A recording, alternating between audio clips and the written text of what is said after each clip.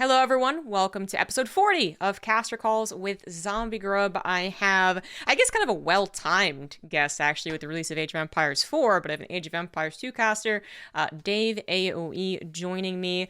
Thank you so much for coming on to the podcast, talk about commentating, I guess, another RTS, because I know a lot about that, but only for StarCraft, as well as just, esports in general. So how you doing? How's your holiday been? What's been happening in the Age of Empires world? Wow, that's a lot of questions. My holiday's been fantastic. I got to finally see my two nephews in Oh, person over the Christmas. So there's a lot of screaming and a lot of crying and a lot of good stuff. Where as an uncle, I can appreciate that because I just like yep. give them, to their mom and say like, take care of this. I'm done Yep. playing with the kids now. Um, but in terms of me, I'm feeling nice and relaxed. I got a tournament coming up in January, so getting ready for that. And then Age of Empires. I mean, where do we go, right? I've been doing AoE2 for years now, almost a decade now of Wow. casting AoE2. I've been playing for almost 20 years. And now we have Age of Empires 4, which has been out for 3 months. Hmm. So there is a lot of events going on right now and a lot of casting opportunities and a lot of hype around the game. And I think it would take more than an hour to get it right into everything. But Yeah. Yeah, there is so much history in Age of Empires and RTS, and like I said, it's kind of well timed because you can talk a little bit about adapting to kind of a new game, but within your the same sphere, which not every esports commentator really has an opportunity to do. There's a lot of other examples people have to just jump genres, right? But yeah, Age of Empires kind of a unique space nowadays, but I think we can go a little bit maybe chronologically here. You've been playing this for 20 years. Age of yeah, Empires 2, super old game, super just like OG game. Everyone played it at one point because RTS used to be the biggest genre. And a lot of people even were playing it who weren't necessarily playing Brood War, which was also very big and very much a, everyone played this at least once in their life type of situation. But Age of Empires kind of latched on to people's nostalgia, it felt like more so. Because all the comments I ever see about people watching Age of Empires again is always like, I used to love this game. I can't wait to play fours again. Where for StarCraft, we kind of got more of a, I used to play this game and then I realized how hard it was and I don't want to play yeah. anymore. And it's weird how that kind of differed because Age of Empires is obviously still a very complex and intimidating game if you want to be really, really, really good at it. But it just Mhm. appealed to this casual market. What has it been like playing it for 20 years and then watching it actually be, its height when it was released? It's amazing, it's awesome. Kind of dip down, kind of be like the game that everyone goes back to, and then pick up again in the last few years, especially as an esport. We've had now from the outside looking in, we've had one major dip and then one major rise again. But in the community and Mm, playing throughout, like I would take year-long breaks or whatever. I don't do that anymore, obviously, because it's my livelihood.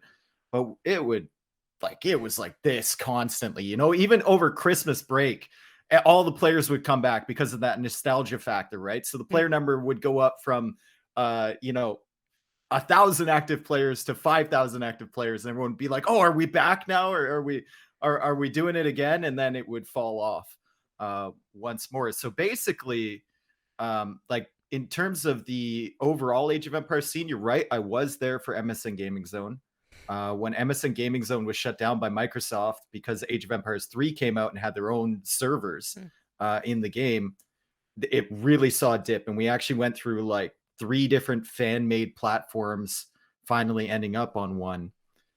Then in 2012, 2013, Microsoft released AoE 2D or HD Mm. version, which is basically just a reskin asking for money from people's nostalgia. Fortunately for us, it did get a ton of people involved. And you're right with the comment that, everyone has fond memories of this game playing with their family members, playing over Christmas, whatever. It did get a lot of people to buy the game, and it got a lot of people to then move from that game to our user platform that we had previously. And that's where our competitive scene lived. And that's Mm. where we slowly started building until Age of Empires 2 DE came out. And we finally had those dedicated servers and a place for everyone to just kind of meet. And that was 2 years ago. And ever since then, I mean, our tournaments have just been off the scales compared to where we were previously.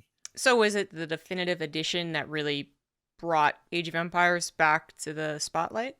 Um, I think it helped. I think AoE 2 was already in the spotlight because of a lot of our good content creators. And the way we did things is a lot different from the way I think other esports have done them. I know like the companies are usually that make the game are usually the ones driving the competitive scene.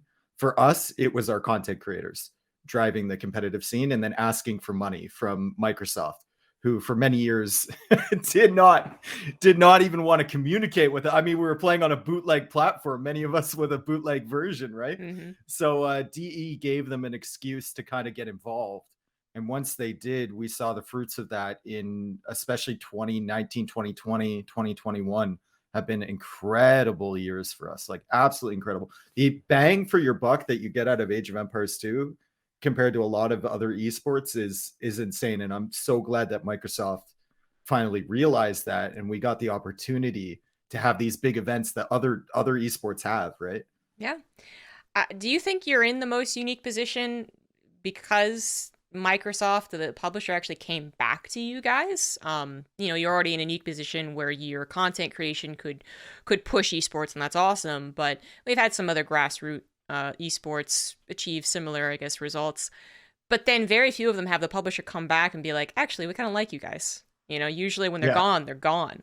And not only has Microsoft come back to give you an actual good edition, the definitive edition, they're still producing content. They're like still producing expansions and DLCs. I think they're even still doing stuff for Age of Empires 3, which from my perspective, no one plays. Do you think that you're in the most unique position for that? Are you appreciative of that Microsoft came back? And do you think other publishers could have the same feeling where they're like, oh, maybe we shouldn't have given up on this thing. Maybe we should come back and make it better? Yeah, Smash Bros. Melee represent.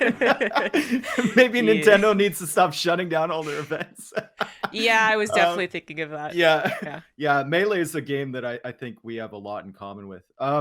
Yeah, I feel blessed to be in a position like that because we have a lot of the sway, right? And we've been in positions where people are willing to offer us money for stuff, but they have a caveat, and we don't want to do that, so we just say no. Or we say, well, no, we're not doing that, but you're going to give us the money anyway.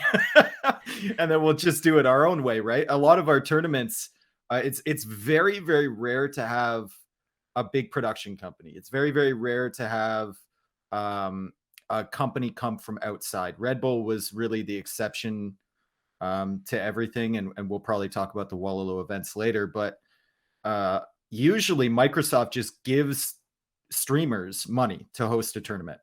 And then they go and host it. So for example, they gave me $25,000 to host a tournament in January coming up with my friend T90 Official. They've given him $50,000 multiple times in the past. They gave MemTV, another streamer, $75,000 in November to do a tournament.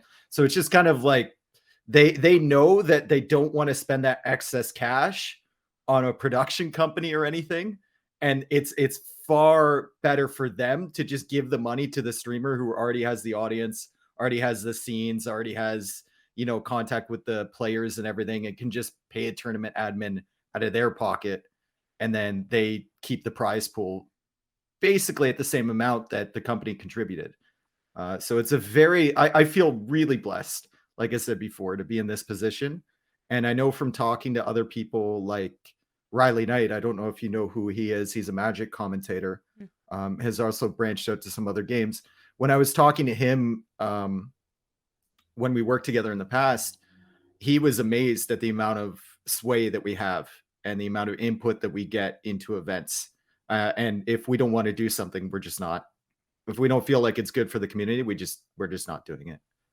Basically. That is a unique position to be in. There are so many other sponsors and companies that like they like the idea of giving money to someone to do all the work, but then they still require it to be like on a specific channel, usually a new channel that no one's followed, and then they're like, why didn't we get as many views as this other tournament that was on this well-established channel? And then you have to explain to them how Twitch and streaming works, and it just it really could be as simple for, I think, a lot of esports as what you're talking about, but very rarely you're gonna get that from the publisher, as my cat makes himself comfortable in all my equipment. It's So like the focus group meeting guy, you know? It's like, yeah, we love how natural you are. We love it. Can you just change a few things along yeah. the way? Yeah. Yeah. Yeah. Yeah, it is. It's can be really annoying, but it sounds like Microsoft is being kind of the I guess the best case of a publisher like not totally controlling, because that's what happened in StarCraft at one point. Blizzard came in and like kind of got rid of a lot of the grassroots and said we're going to make this tournament, and as opposed to making it kind of align with the grassroots community, it kind of just devoured it. And then when Blizzard was like we don't care anymore, we were like, well, okay, so you just leave. And that's always a fear of any esport that is primarily like publisher developer backed. So one Mhm. day they're just gonna be like, it's not making as much money. Like goodbye. It's terrifying, really. But some of the more successful ones, Microsoft with Age of Empires, with thinking also of I think Mortal Kombat has a circuit now where the publisher just came in, gave them money, and said also run all these things and just add points to the circuit, and then you'll fight for like our tournament. And I was like, that's also a pretty good way of doing it. So truly unique position. Sounds like Microsoft is really, I guess, elevating themselves in the public's eye, actually, where Age of Empires 4 might not be the perfect game, and I guess I'm going to get your opinions on Age of Empires 4. Even that seems to be really elevating people's perception of Microsoft, that they're still investing into RTS, and that they're still, by people's perception, of course, I mean mostly the RTS genre and community, which feel starved for more content, but Yeah, still. we're the lonely kid in class for Yeah. sure. Yeah, Yeah, you but know? still, Yeah. it's really nice to see that Microsoft's doing it. Do you have now fond, I guess, feelings about Microsoft and the publisher? Do you trust them to actually develop a scene in Age of Empires 2 and Age of Empires 4, or is it just still more complicated than that? Uh, there's a Winston Churchill quote that I love. When he was talking about the Americans. He said, "You can always trust the Americans to do the right thing after they've exhausted every Ah, possible yes. alternative." Right, and Yes. that is, I trust Microsoft to do the right thing eventually after they've Okay. seen that the other things don't work. So a lot of the distrust from us comes from them shutting down MSN Gaming Zone when it was still popular. That's way back in the day. That's 2005. I still don't trust them for that, right? And then releasing AoE2 HD, which at the end of the day brought a lot of players back, but was a pure cash grab. It was not as good as the original game, Hmm.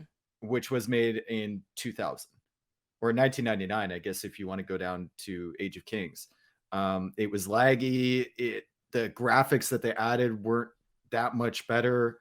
You couldn't even spectate games, which we had with a user patch we'd made in 2010. So there was a lot of features missing, and a lot of the distrust from me and from a lot of our other community members comes from that and the subsequent expansions they released. Now, DE was a good game, but it took months for it to be a good game.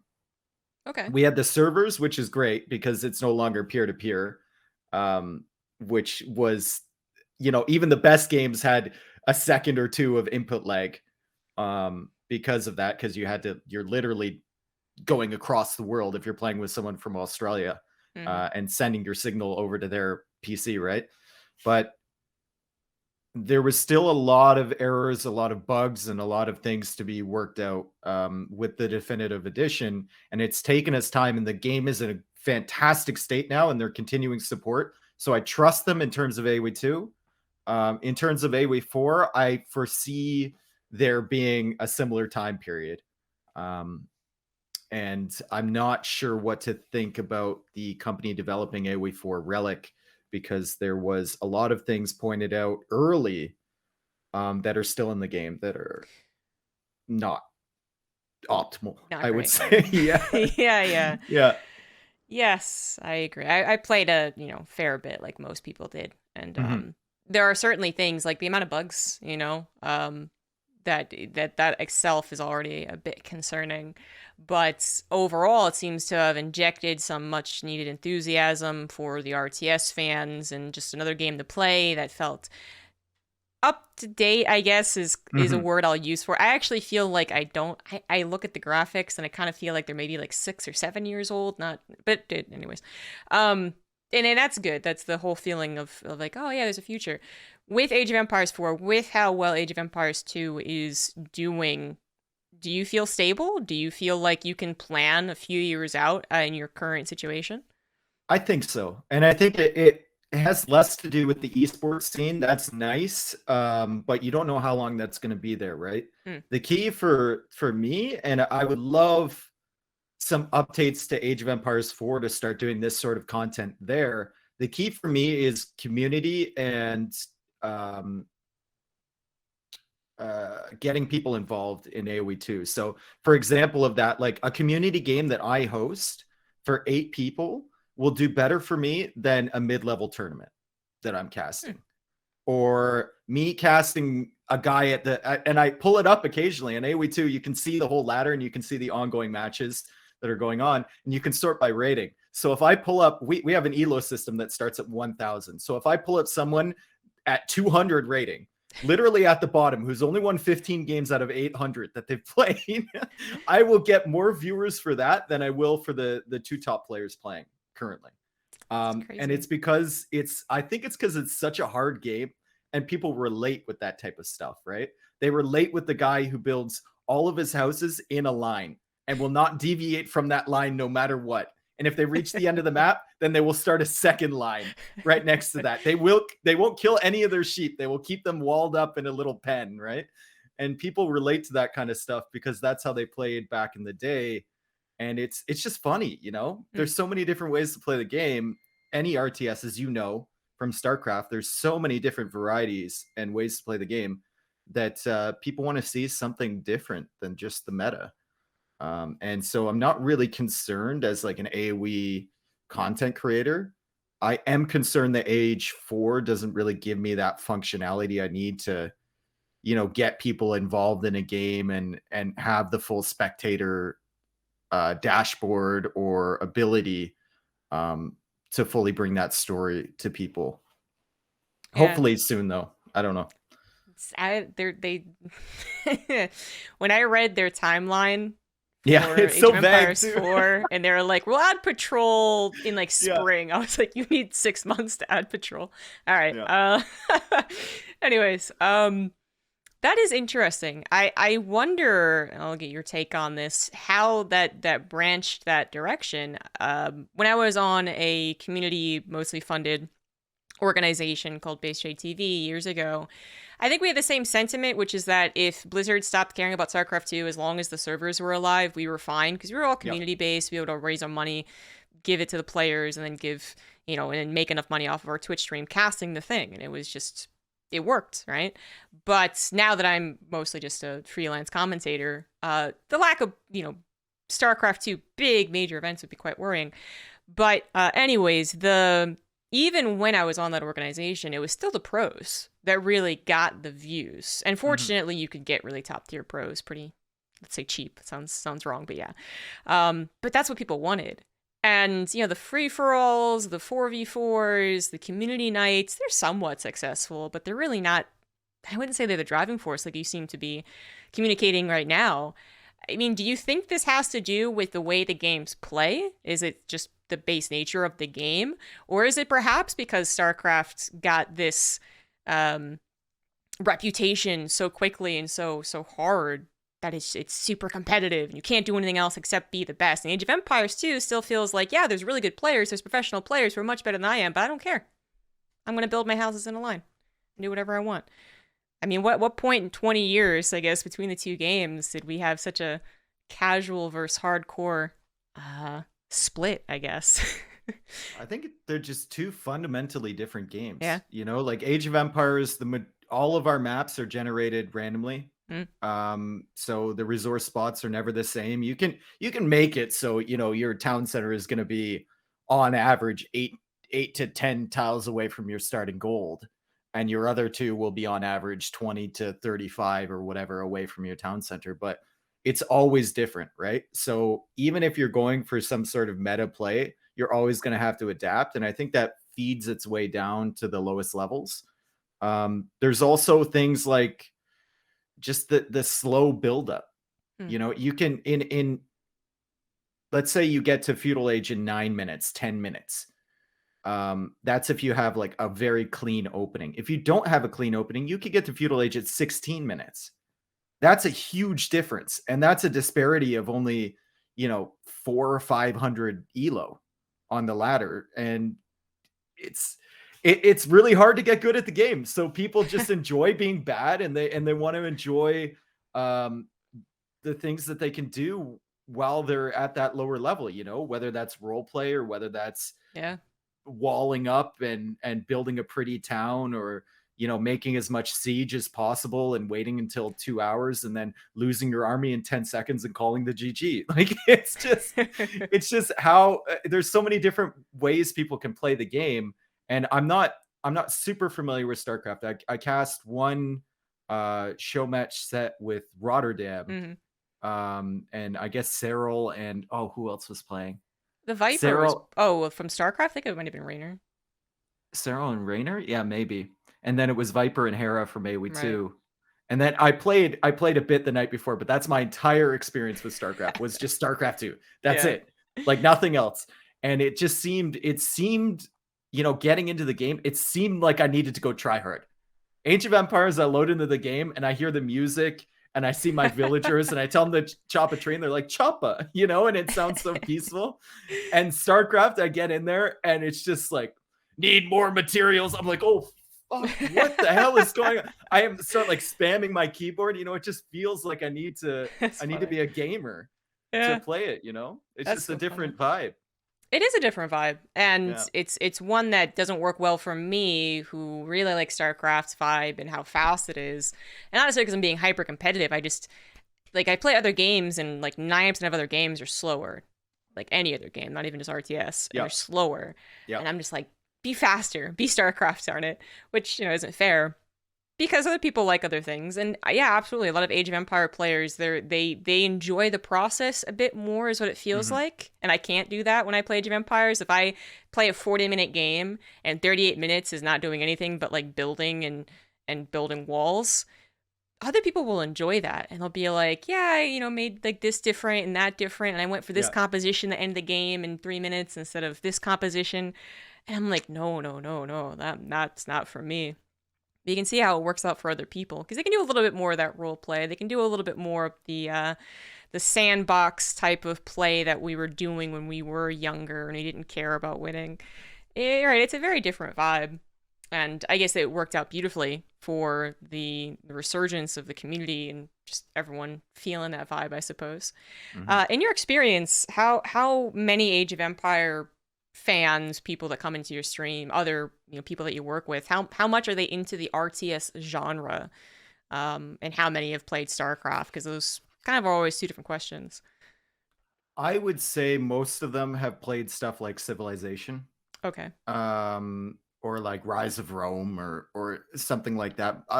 But a lot of our community, a good portion of our community, is very sheltered in just us. Yeah. And it's very rare. Like there were fans that knew a little bit about StarCraft or whatnot, but they were in the minority for sure. Most people were pulled to Age of Empires 2 via YouTube, and that's how they found Twitch. So we didn't get a lot of those like roving esports fans. They might show up for the big events and be a nuisance in chat, and we just end up timing them out because they don't know how to behave themselves properly. But we didn't really get a lot of those. A lot of the people that are involved with us enjoy the slower paced games, or the build-ups or whatnot. They don't really want to play competitively themselves. They're interested in watching others, especially decision making. Like a lot of our slower players have a lot of the biggest fan bases. Because people want to see how they compete against the guys with super high APM, like Hera or Lyria or Viper. Sure. And I think that stretches back to the fact that they're the YouTube crowd. They watch something after they get home from work or after they put the kids to bed or something, and they're not really into the whole ultra competitive RTS scene. That's actually kind of fascinating. You're making me think of other branching out conversations, which I hesitate to get into because I feel like they take up all our time. But go ahead. I don't care. I'm a streamer. I have nothing to do. I don't have a job. Like, come on. there's, well, a bit of a bunch of conversations here. So right now in the Twitch, YouTube, social media sphere, there's kind of this developing idea that Twitch itself is a terrible platform for like up and comers, for people who really want to get bigger numbers, for people who want to make a living. Twitch is actually a terrible platform. That is becoming a realization more so than ever before. Because before it was like, yeah, you have to be lucky, but now it's like, well, you have to be lucky, but also do all these other things that are much better. For instance, YouTube. So there's a lot of people who are now pushing, like do 25% of your work on Twitch and 75% of your work doing other things, building other content, other places, organizing and networking. And it's kind of this new idea, new-ish idea, because it's taken hold so much, I think. But it works with what you're talking about too, which is kind of astounding. I never thought about this way. In a way, the fact that StarCraft and Twitch really, they came up together. They literally came up together. Don't let anyone tell you differently. Twitch was made because of StarCraft, whatever. We're Twitch, but Twitch is this platform where if you're not watching it live, you never go back to watch the VODs. Who would do that? Even if you do, you have to like scroll to like a 7-hour VOD. Like no one's gonna do that. So well, you'd be surprised actually. Well, some people do. That is true. Yeah. We've had like 100+ hours of StarCraft in 1 week or something insane, and people were like, "I watched everything," and you're like, but why? Why did you watch it? We call them weirdos. Yeah, exactly. Yeah, a little bit. But anyways, but YouTube made it so much more accessible, and it almost sounds like one of the reasons Age of Empires kind of had this almost like out of nowhere for the general public, I suppose, resurgence is like maybe because you guys were on YouTube, because it was so convenient for these casual people to go on and watch a YouTube video, oftentimes with people that are, maybe slow on APM like they are, and then that's what they do, and it timed out so weirdly with something that happened to me recently, which is like my YouTube kind of blew up just for no good reason, apparently. But I'm getting all these same comments, which are like, I never watch Twitch. I never go there. I didn't know your name. I didn't know your voice, even though I've watched these other videos, because they're not ingrained, right? They're not super ingrained in a scene. They're just kind of passing by and they enjoy it.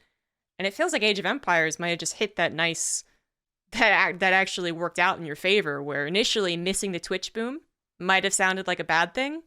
But if you were there consistently building up the YouTube, I think that actually might have turned out better than being, whatever helped make Twitch. No one really cares about that anymore for StarCraft. It's just my own little mini rant here. It's just fascinating to think about. That YouTube might have actually contributed a lot to your success, yours specifically as well as Age of Empires.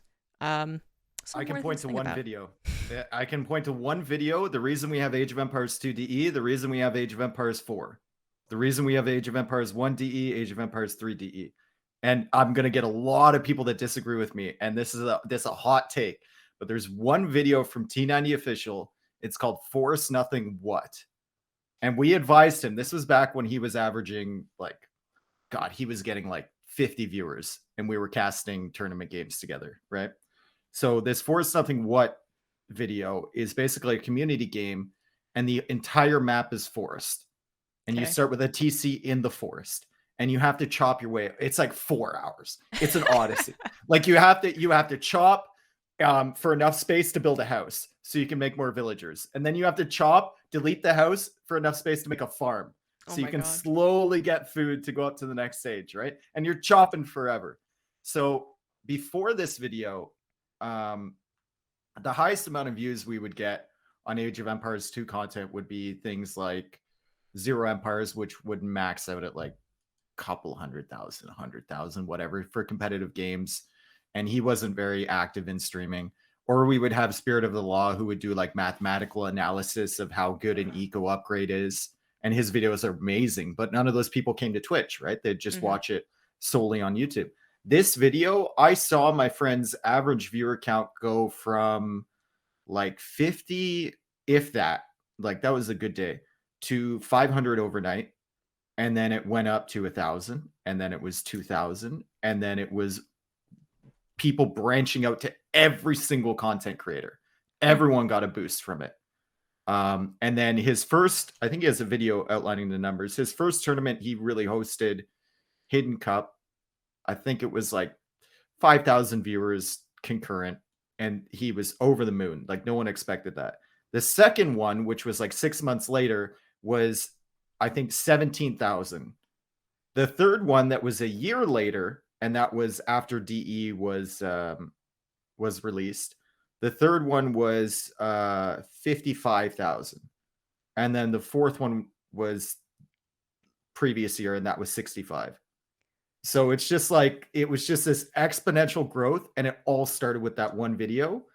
And that video predates the announcement for AoE 2 DE. It predates the announcement for AoE 1 DE, AoE 3 DE, AoE 4 by about 2 years. And that's when our tournaments really started to pick up, and the numbers on Twitch really started to reflect. And that's when Microsoft started to realize that they can sell expansions for HD and they can sponsor tournaments again. Dang. That's So, pretty cool.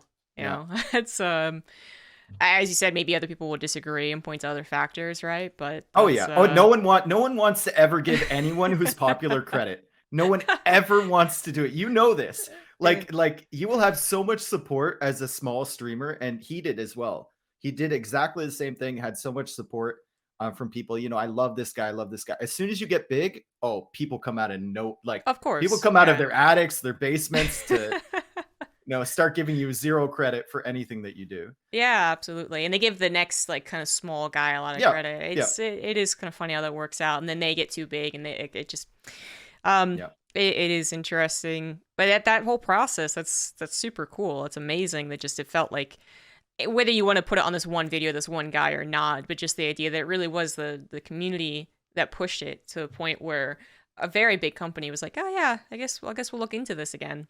Yep. Which just It seems might not have so been impossible. like, it's not it didn't keep the ball rolling, but it was the initial push.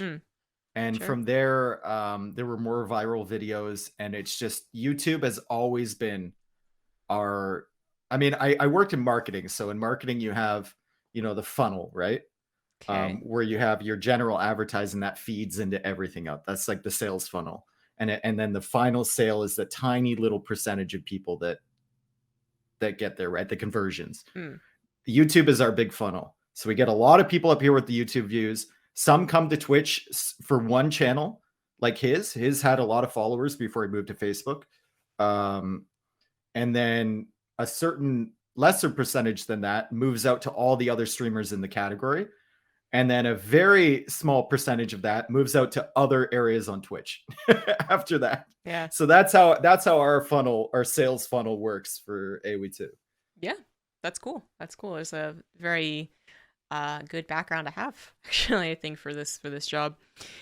So we're talking a lot about appealing to basically a casual fan base. Now, when you're casting, we haven't really talked a lot about that yet, but when you're a commentator, because you're talking a lot about content creation, and it often goes hand in hand. But as a commentator, when you're casting these big events, let's say some of the recently very big ones, like Wololo, are you taking into consideration that you're trying to appeal to this general, very laid back fan base, or do you actually put in the technical details and insight? I mean, is that what still gets people excited, or is it more about just, I don't know actually how Age of Empire casting works, so you tell me.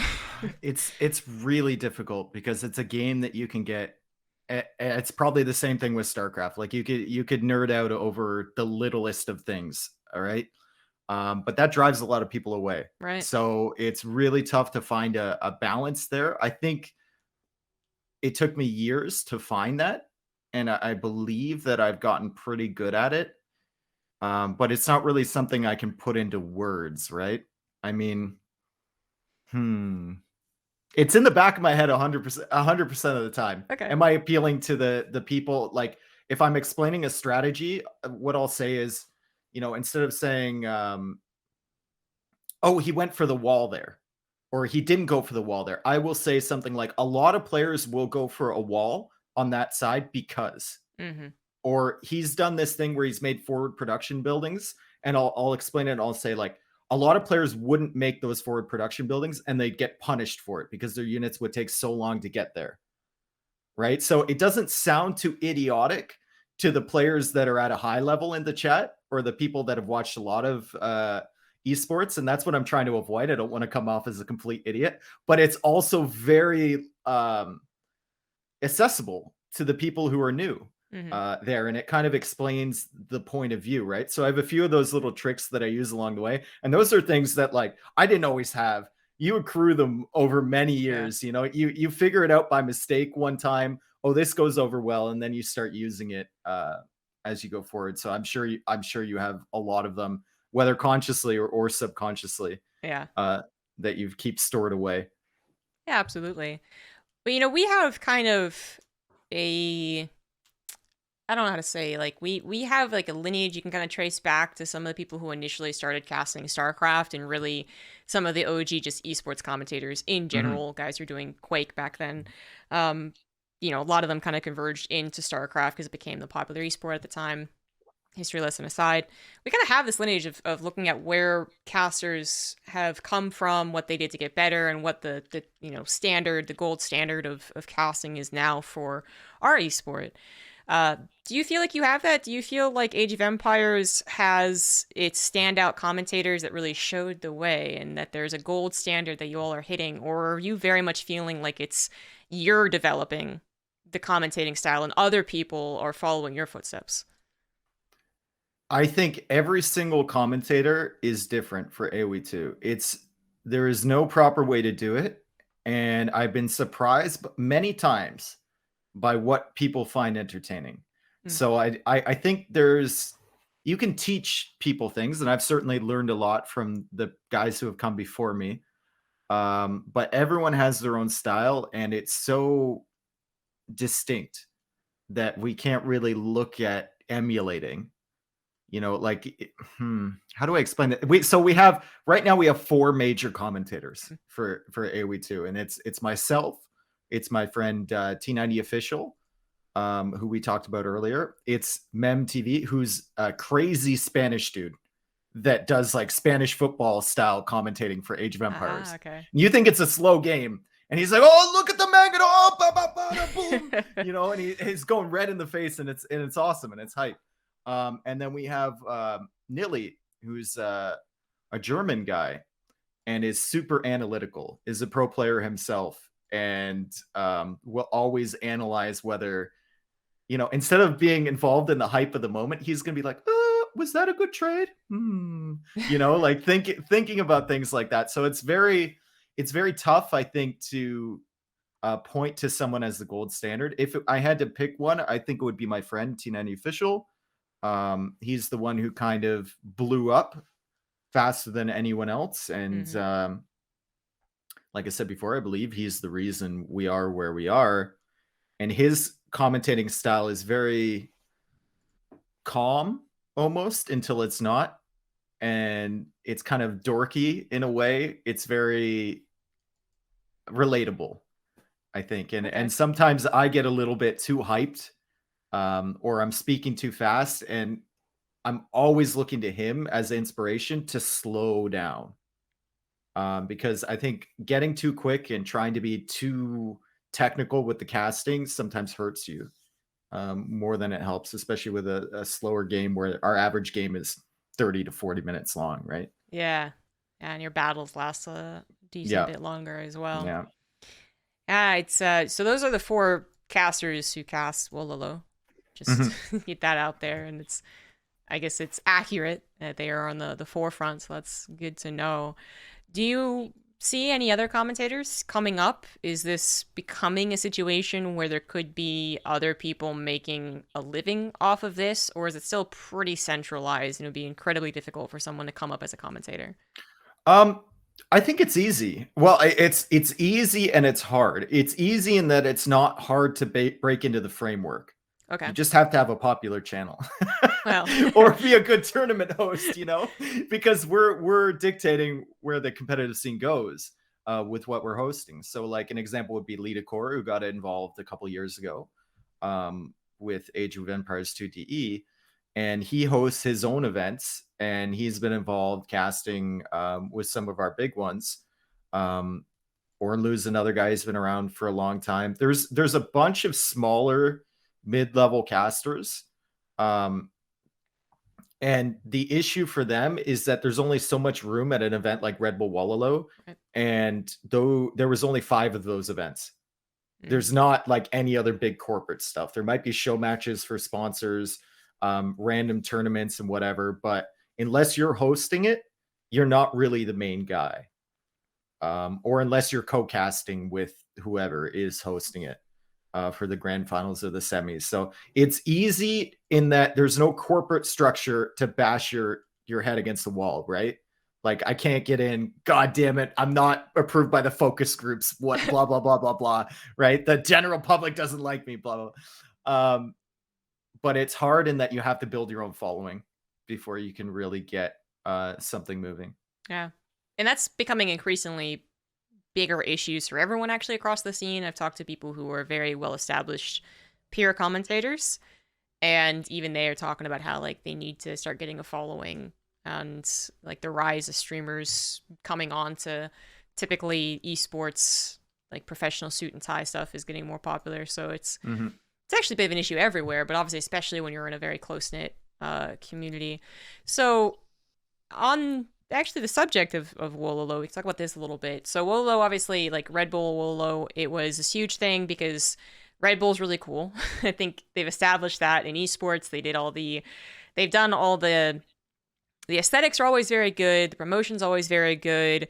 The way they treat everyone there is also very good. This is just behind the scenes kind of knowledge. I hope it's the same for you anyways. Oh, it's exactly the same. Good. Yeah. And you know, they're always willing to experiment and do different things. And so Red Bull, I think, is actually very like well loved by most esports, and anyone who's not along with Red Bull wishes they were. StarCraft wishes we could get Red Bull back, but we can't because of history with Blizzard. Anyways, but the Red Bull Wololo, it's awesome. It's cool. It's like, wow, they're actually interested in RTS. The rumor was that 2 years ago they were thinking about doing Warcraft 3, and then Reforged was a flipping disaster, and they were like, oh, was it? I didn't hear that. Yeah, that's the rumor. That's the can't say who I got it from or how true it is, but that's the rumor. Is that Reforged was a disaster, and so they're like, nope, pivot, and they just kept on doing Age of Empires stuff. But anyways, like you guys apparently are holding up this event, which has gotten bigger and bigger. You know, recently doing it in the castle is pretty cool. But going into specifics a little bit, 4 commentators and a host, right? But still 4 commentators for what is a legitimate tournament over the weekend or 4 or 5 days, however long it was. 6 days apparently. Did you feel comfortable with that amount of work? Did you not even really realize it was work because it was so fun? Do you wish they had 4 other commentators to give you guys a break? The thing is, like, honestly, with us, every time we partner with, like Riley was there, he was the host, right? So he was technically the 5th, I guess, on person, and Brittany was there for the last few days. Every single time we talk to a production company or another caster from another scene, they're always apologetic. They're like, oh, it's gonna be like a 4-hour day. Like, well, that's not bad. Okay, and like, and even for Red Bull, it's gonna be a long one. It might be 8 hours today. We're just like we've done tournaments where it goes 12, 13, 14 hours. Like Age of Empires 2 is a slog, and one of the fundamental things to being a caster is having good stamina. And days like that, they were long. The worst thing about that last Red Bull Wololo 5 was, you couldn't eat inside the castle because of COVID restrictions. So we didn't have any breaks to really go get lunch. And then all the restaurants were closed by the time we got home for dinner. Yeah, because Europe, yeah. Yeah, exactly. So it was like McDonald's, But in terms of workload, no, we were even thinking like 4 commentators is maybe, like, we were amazed. We thought that was too much. Wow, really? Yeah. That is pretty amazing. I mean, I've gone through the whole slog. I've been casting for 10 years. Those don't know me. And I went through the whole slog for about 2 or 3 years where I was casting every day, hours, just me and one other guy. And, I was actually kind of done with that. But this is also a more casual setting. I feel like I was, this was like on our personal Twitch stream, and we could be funny and ignore the chat or just talk to the chat, whatever we wanted to do, right? But when it came to these bigger events, especially in the online era, which we'll just touch on a little bit, bigger events where you felt like you had to be kind of like really on camera, you know what I mean? Like you're really on. and they're 8 hours, and you do the thing and you turn off the video, and then you're like, great, I'm at my computer still. Yep. It's been tough, man. It's been tough. I don't know if in general you've had similar feelings, or you guys are really still comfortable doing the slog, the 8+ hours, sometimes 14, even online. Is it something that you've adapted to, or actually never found that much of a problem with? I find it's the before and after that kills me. The Okay. during, I have no problem, because the during, there's a job to be done and you just do it, Mm. right? And if I get fatigued, and I find myself getting fatigued around the 5 hour mark, and then it lasts for about an hour, and then I get my second wind, and then I'm fatigued again at like the 10 hour mark. God forbid we go into one of those epic, we've had semifinal days where it's like 13, 14, 15 hours. But I find before a big event, like especially if it's not my channel, if it's a corporate thing sponsored by someone, I don't want to do it in like the first 10 minutes before I get on the stream, right? I'm setting up my camera, I'm setting up my microphone, and I'm just like, what if I told them I wasn't feeling well? what if I told them that, right? And I don't know where that comes from, because I get excited for it the days before. And then right before I start, I just have to kind of like, I always just kind of slap myself. I'm like, you're doing this because you promised someone you would do it, and you need to live up to your word, right? You can't just dip out. So that's a problem. And then I get into it and it's fine. And then when I get off, there's like this weird feeling of I I don't know if you've ever done like theater or anything. No. I used to do theater when I was in high school and a little bit past that in middle school. Like I went to theater camp every summer. My mom, I don't know what she thought it was going to be the next Brad Pitt or whatever. Um, but there's this feeling you get, like you get a tremendous sense of adrenaline during the show, and then there's a little bit of that after the show, and then after that initial burst, post show, you get this really like low downtime. And that's me after casting an event of, especially over multiple days, or in front of a lot of people. I get this really kind of almost like depressive downtime, where I'm really wondering like how much of an impact did I have, and I'm like checking YouTube comments even before Oh the no. YouTube VOD has been watched, right? Just because I'm at such a low state at that point, and I know it only lasts for a couple hours, and I usually go for a walk. Mm. I usually go for a walk, and I go for like buy smokes or something and just like get over it, and then then Wow. I'm good to go. Yeah. It's really weird. It's really, really strange. Yeah, that is. I mean, not to put it down or anything, but it's a bit odd. It sounds, the way you're putting it, it sounds kind of negative, but apparently it's just part of the process, the coming down the. Trust me, I'll trade that away for Okay. free. Yeah. Yeah.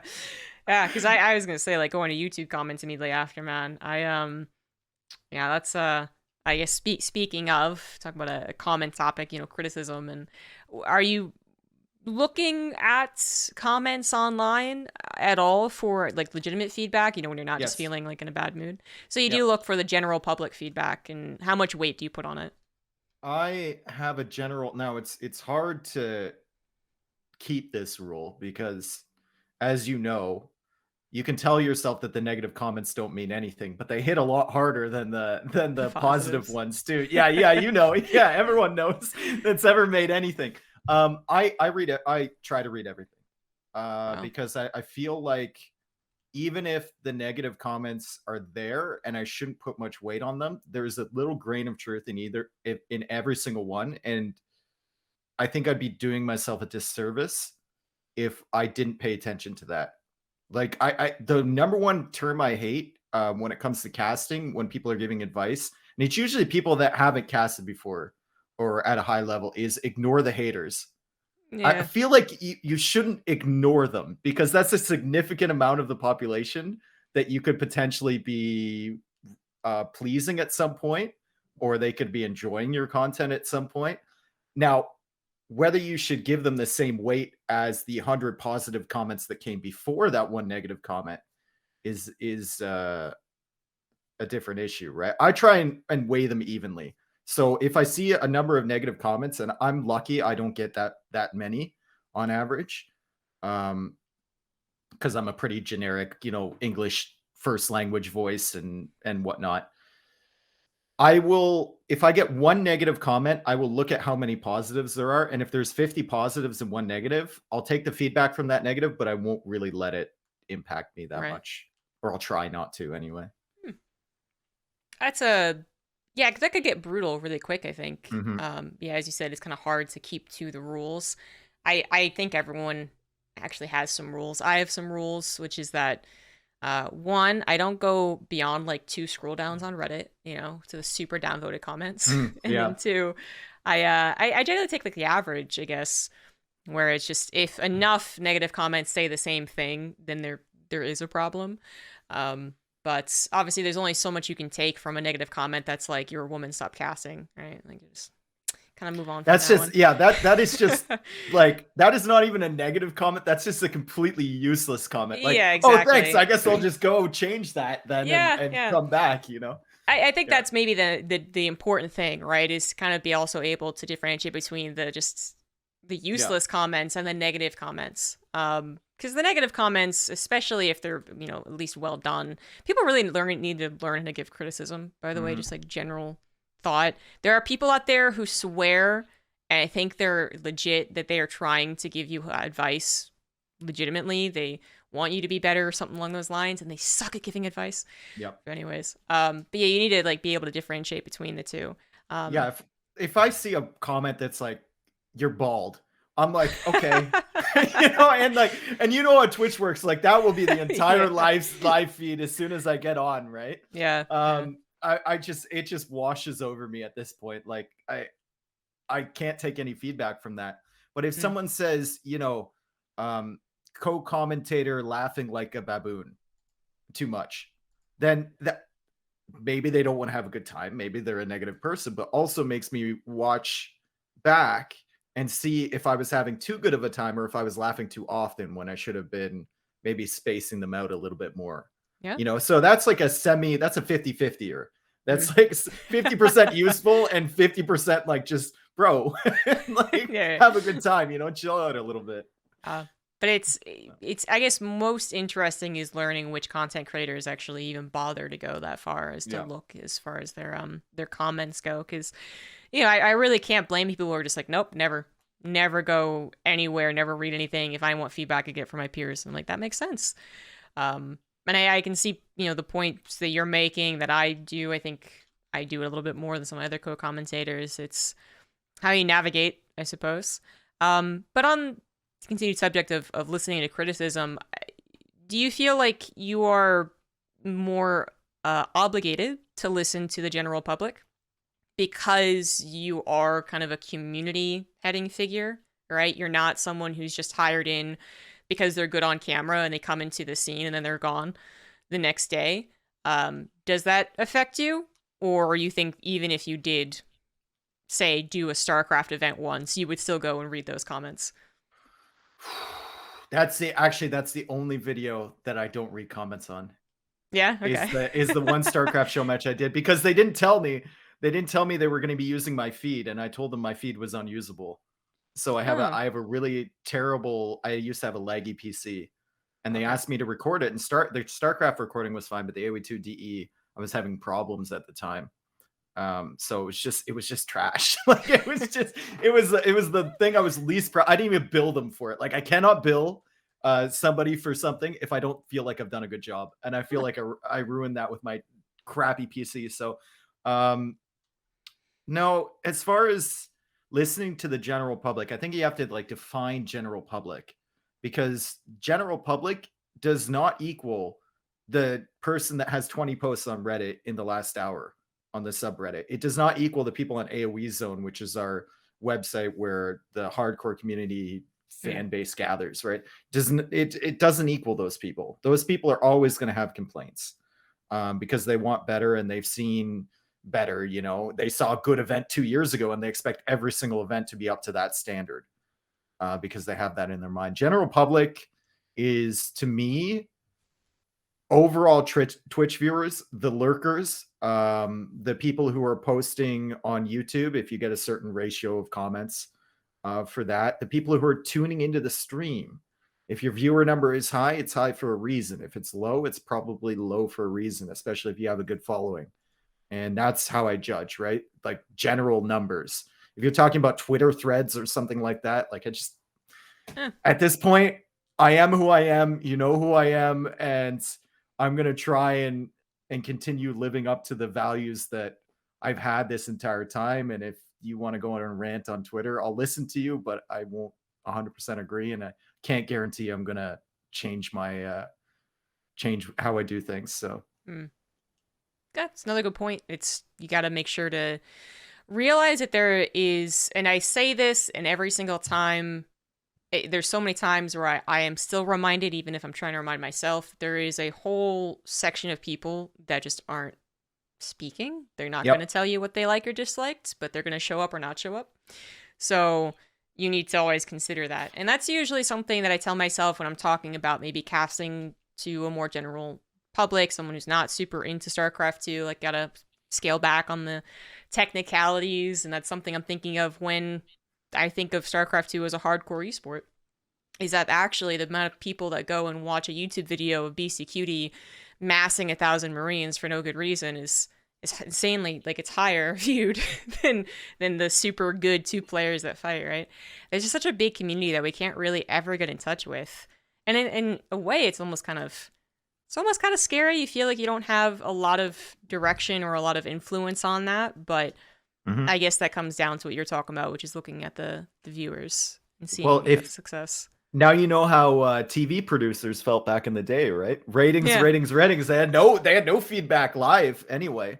So if you just think about it like a television show, right? You're not having the same amount of production, but people are watching you for a reason. And if there's more watching you, sometimes it's luck, sometimes, but a lot of the times it's viewer retention and it's people who are enjoying the content. So you just kind of have to ride that wave without changing yourself for the wave. Sure. Yeah.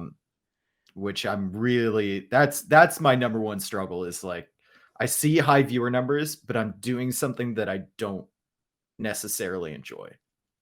It's like, how can I change it up? Don't leave these people alienated, but change it so that I actually am having fun. Yeah. Right. That's another struggle for sure. It's just like what we're actually good at, or what we actually have an interest in, and what the wave, as you put it, is kind of telling us to do. And this kind of segues nicely into maybe a little last question, last roundup, which is Age of Empires 4. So, the wave is now Age of Empires 4, the new game, the fresh game, the one that has, to a lot of people who aren't in the RTS or Age of Empires scene, the one that's going to have the most up-to-date capabilities, which isn't necessarily true, but still. Do you feel pressure to really get into Age of Empires 4? Do you want to get in Age of AoE 4? You kind of already mentioned that maybe you're going to be doing some casting soon, so I think the answer is yes. But do you think it's going to be another staple of your career, or is it going to be one of those things that you kind of dabble with? I'm trying to balance it right now. I've already done some events. I've done 3 or 4 or 5. God, how long has it been? I don't know. I've done some events already, online stuff, of course. And I'm involved with Elite Gaming channel, their casting rotation, and I'll be involved with a few other events coming up. The problem for me is that it's harder to cast that game. It doesn't have the functionalities that I want. I have to have all the pro players on my friends list to even see the matches that they're playing in. And it feels weird. And I don't think that's a bad thing, because I've been playing the same game for 20 years, that a new one feels strange and isn't in my comfort zone and whatnot. But I'm trying to balance that a little bit with Age of Empires 2. Now, AoE 4 on a whole, I think, has been great so far. The launch was so much better than any of us expected. We expected the game to flop because we played it in the beta, and in the stress test and whatnot, and they fixed a few things. with it, and it actually got to a place where it's fun to play.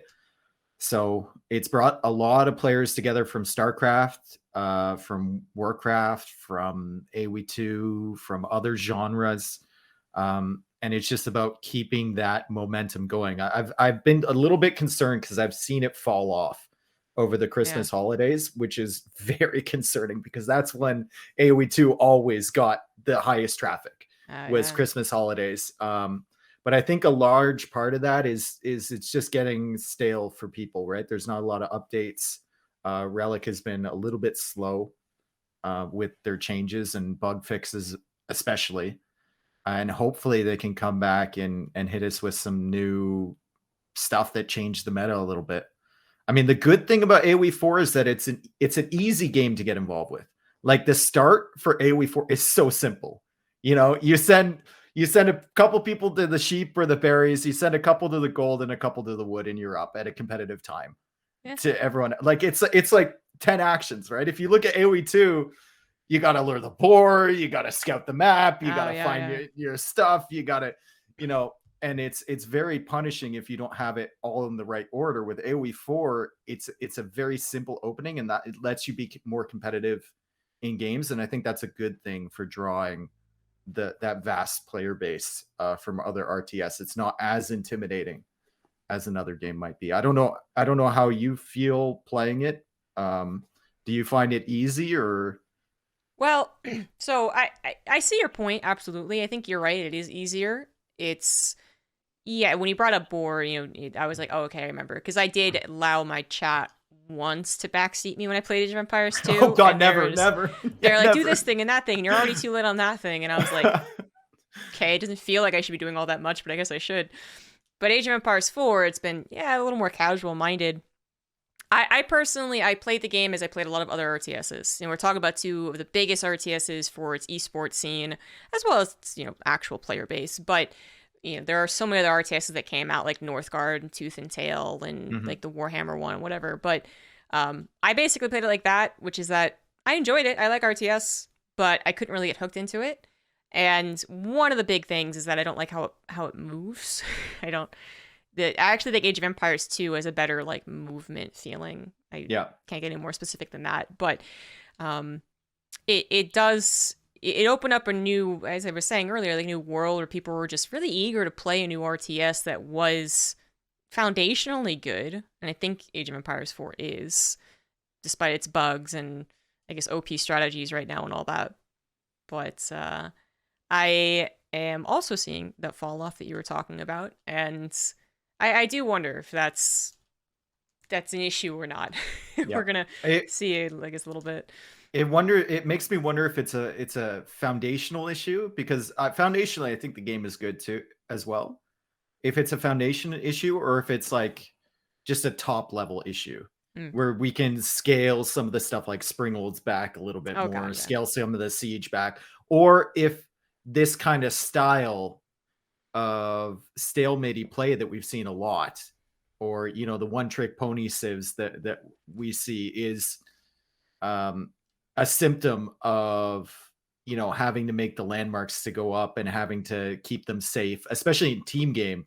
Having to keep the landmarks safe from those fire lancers is honestly almost impossible at this point. So it makes me wonder if the reason it's losing players is because of the base game, or if it's because of just some things that we can tweak. Yeah, I do think Endgame's a big disappointment. I think one of the things, the biggest credit I give to Age of Empires as someone who prefers Blizzard RTSs, is that I think their battles are really cool. Like they're minutes long. There's a couple of like maneuvers. They kind of feel like that grand scale battle that you would want. Less sci-fi, right? So you have the horses come in from one side to get the archers, and the pikemen barely get into, like that's cool. But then Age of Empires 4 right now is a lot of siege, and you're just like, this isn't as cool. Cannon smoke, you can't see anything. Yeah, it's like, exactly. It's like Snoop Dogg is on the battlefield sometimes. Like I cannot see. Yeah, and I think it just took away the coolest factor. I understand that you're supposed to scale technology and higher tech, supposed to, but it just the fights aren't as cool. Yeah. Anyways, so I have to ask this question. I have to, even though we're going over time. someone from Age of Empires 2, Age of Empire 4 comes out, you play it, you probably were in on some of the deets before it was announced, whatever.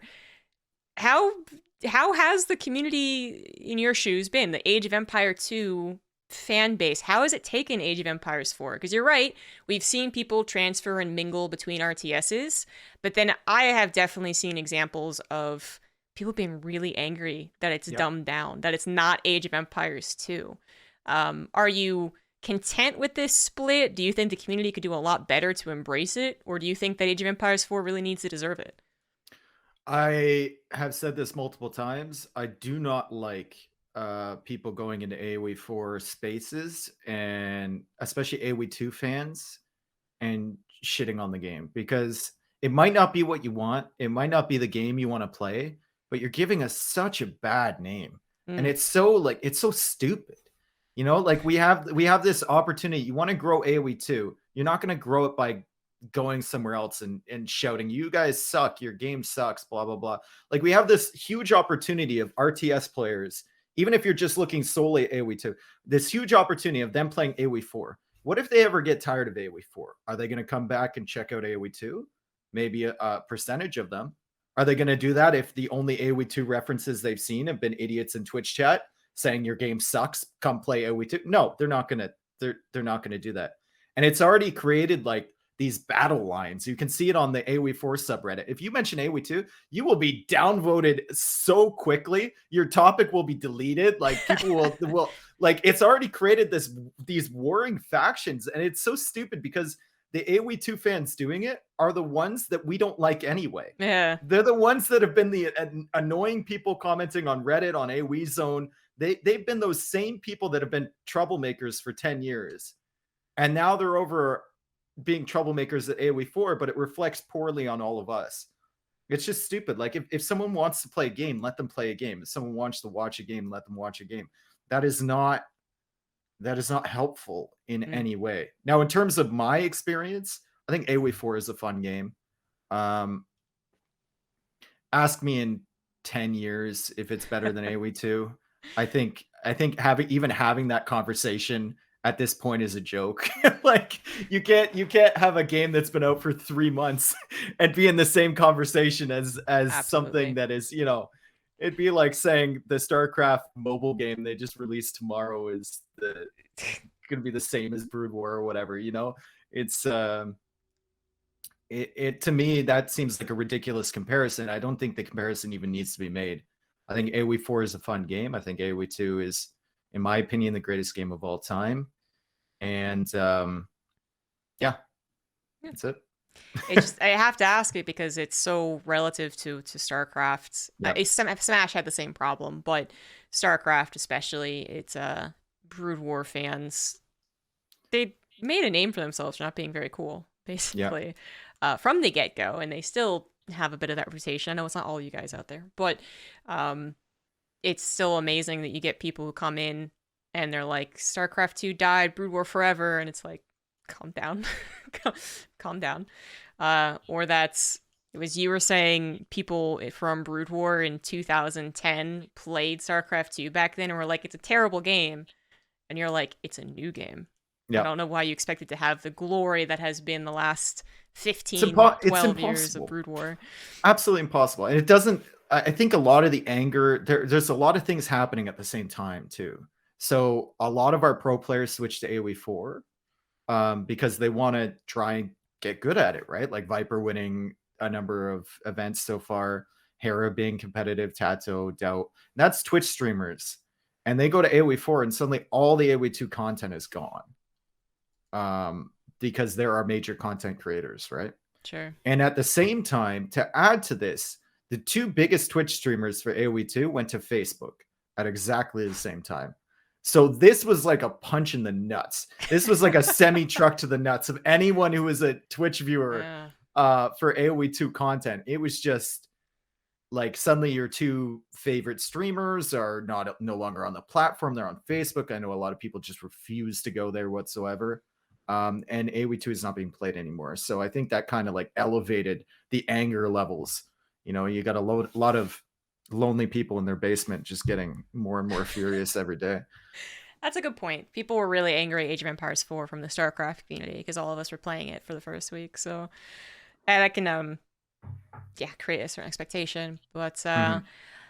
promise this is actually my last question. Looking towards the future, do you think that you'll play and look towards other RTSs like the Frost Giant one that's coming out as something that you would make another living off of? Or are you just Age of Empires 2 like your whole life?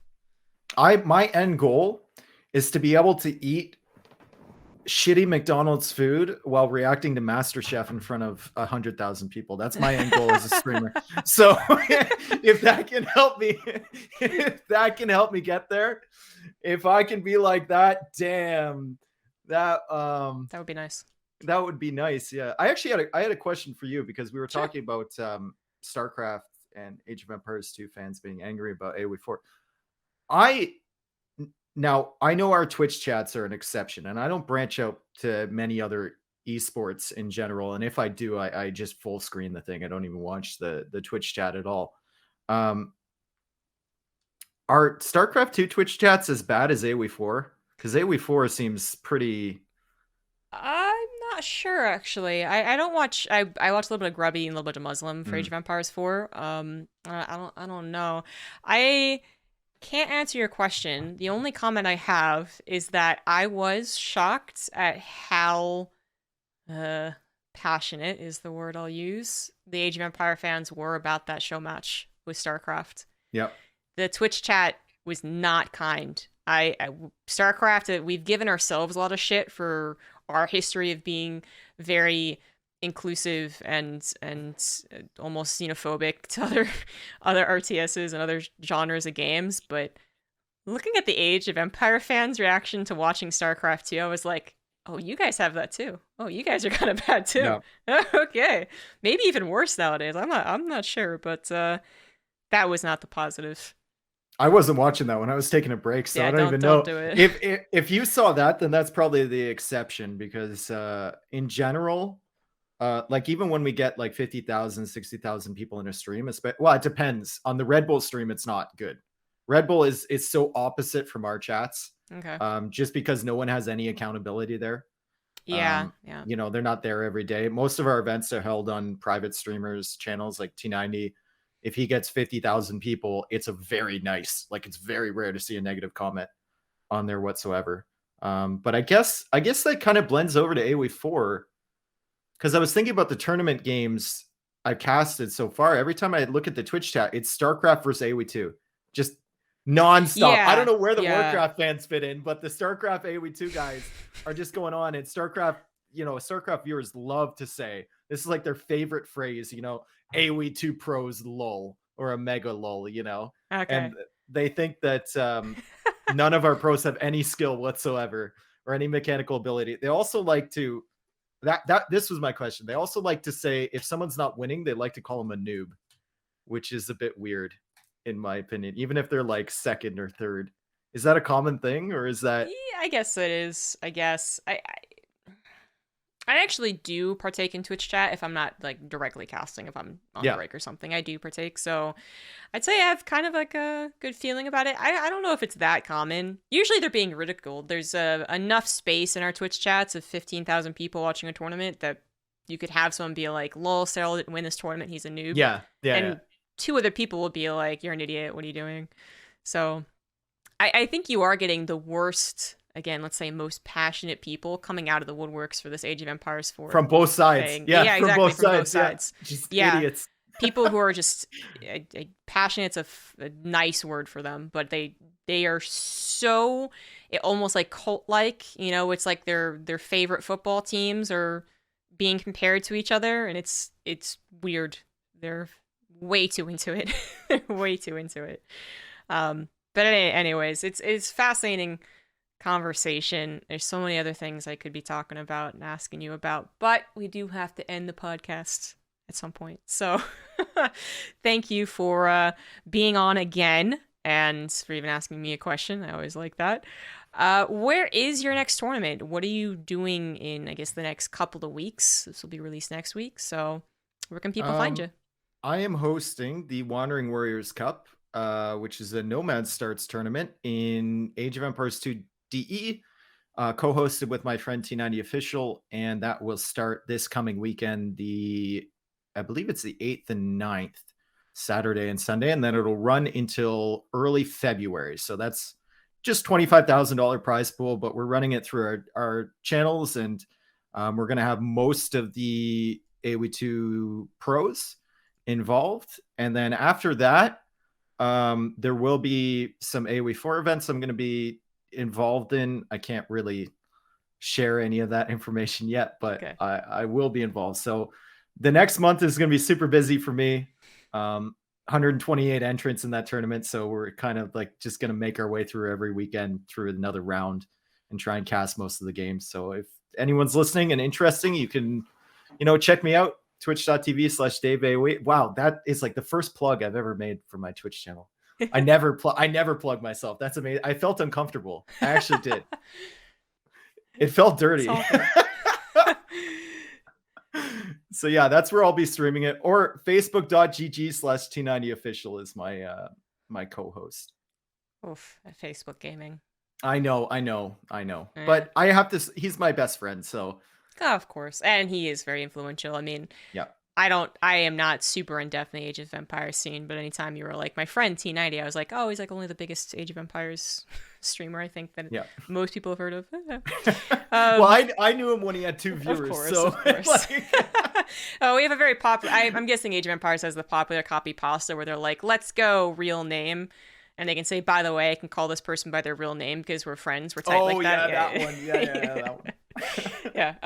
Anyways, I hope you guys enjoyed this episode learning about Age of Empires as well as commentating another RTS. And I look forward to seeing you back here for episode 41. Bye, guys.